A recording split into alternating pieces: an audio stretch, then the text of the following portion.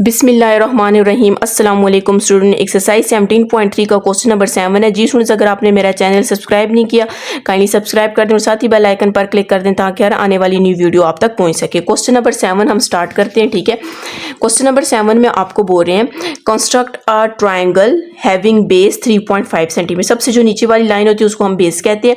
आपको कह रहे हैं एक आपने ट्राइंगल ड्रॉ करना है, उसकी बेस 3.5 है और उसकी अदर टू साइड एक 3.4 और एक 3.8 है। Transform it into an equal square. तो आपको कह रहे हैं कि आपने ट्राइंगल जब ड्रॉ हो जाएगा उस ट्राइंगल के साथ हम एक ऐसा स्क्वायर ड्रॉ करेंगे कि दोनों आपस में इक्वल हों, मतलब ट्राइंगल का एरिया और स्क्वायर का एरिया आपस में इक्वल हों। ठीक है, सबसे पहले तो हम एक ट्राइंगल ड्रॉ कर देते हैं जिसकी बेस कितनी है 3.5 सेंटीमीटर। तो हम यहाँ पर एक लाइन ड्रॉ करते हैं और उसको हम कितने का बोल देते हैं 3.5 सेंटीमीटर। अच्छा 3.5 है, 3.5 इसको हम नेम दे देते हैं ए का और इसको हम बी का नेम दे देते हैं और यहाँ पर हम लिख लेते हैं 3.5 सेंटीमीटर आ जाएगा। अब यहाँ से आपको बोला गया उसकी एक साइड 3.4 की है, तो हम अपने कंपास को 3.4 जितना ओपन करेंगे। ओपन करने के बाद बी के ऊपर या फिर आपकी मर्जी ए के ऊपर किसी के ऊपर भी रखकर आपने आर्क लगा देनी। और दूसरी 3.8 है तो हम इसको 3.8 जितना ओपन करेंगे और यहाँ पर रखकर हम आर्क लगा देंगे और इनको हम आपस में क्या कर देते हैं, ज्वाइन कर देते हैं। तो क्वेश्चन में आपको बोला गया था आपने ट्रायंगल ड्रॉ करना है, तो ट्रायंगल आपके पास ड्रॉ हो जाएगा।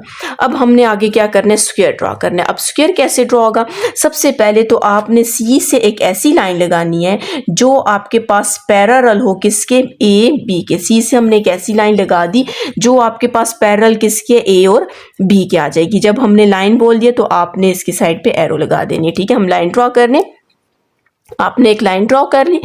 अब यहाँ से हम क्या करते हैं, ए और बी वाली लाइन को बाइसेक्ट कर देते हैं। ठीक है, तो बाइसेक्ट आप कैसे करेंगे, ऊपर भी आर्क लगाएंगे ए के ऊपर रखकर, बी के ऊपर रखकर, इस तरह ऊपर भी हमने आर्क्स लगा दी और इसी तरह आपने नीचे भी आर्क्स लगानी है। और इन दोनों आर्क्स को, इन दोनों जो आपके पास आई हैं इनको हमने क्या कर देना है, ज्वाइन कर देना है। ये ए और बी की लाइन बाइसेक्ट होगी, इसको हम नेम दे देते हैं, डी का नेम दे देते हैं। ठीक है, ये जो पॉइंट आया डी का नेम दे देते हैं। अब हम क्या करते हैं, बी से डी तक अपना कंपास ओपन करेंगे और इसको सी, इसको भी नेम दे दें ई का नेम। ठीक है, सी तो ये वाला पॉइंट है, ये वाला जो पॉइंट है ये इसको ई का नेम दे देते हैं। ठीक है, हमने डी से बी तक अपना कंपास ओपन किया और ई के ऊपर रखकर हमने यहाँ पर क्या लगा दी, आर्क लगा दी। अब ये जो आर्क लगी है इसको आपने बी से ज्वाइन कर देना और इस लाइन को आपने एक्सटेंड भी कर देना। ठीक है, इसको हम एफ का नेम दे देते हैं।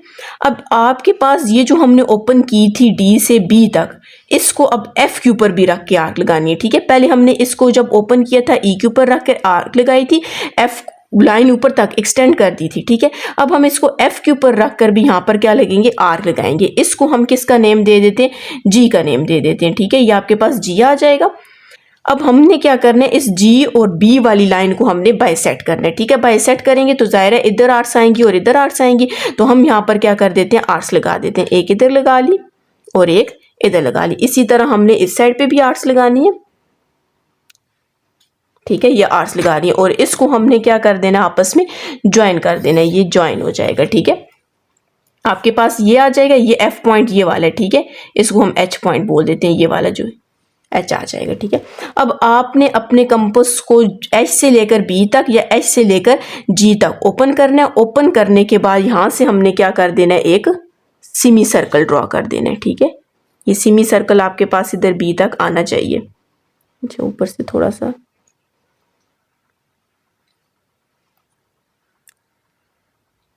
ठीक है, ये आपके पास सेमी सर्कल हमने ड्रॉ कर दिया। ठीक है, एच के ऊपर रखकर जो आपने लाइन बाइसेक्ट करनी है उससे जो पॉइंट आया था ना उसके ऊपर रखकर आपने एक सेमी सर्कल ड्रॉ कर दिया।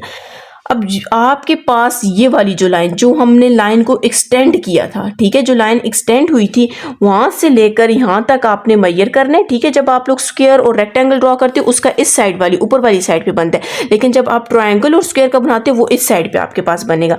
आपने यहाँ से लेकर यहाँ तक ओपन किया, ओपन करने के बाद इधर भी आर्क लगाई, यहाँ पर रख के इधर भी आर्क लगाई और इस जी पॉइंट के ऊपर रखकर आपने इधर भी आर्क लगाई और इनको आपस में हमने क्या कर देना है, ज्वाइन कर देना है। ठीक है, इस ऊपर वाले को भी ज्वाइन कर देते हैं। ठीक है, ये आपके पास आ जाएगा। इसको हम नेम दे देते हैं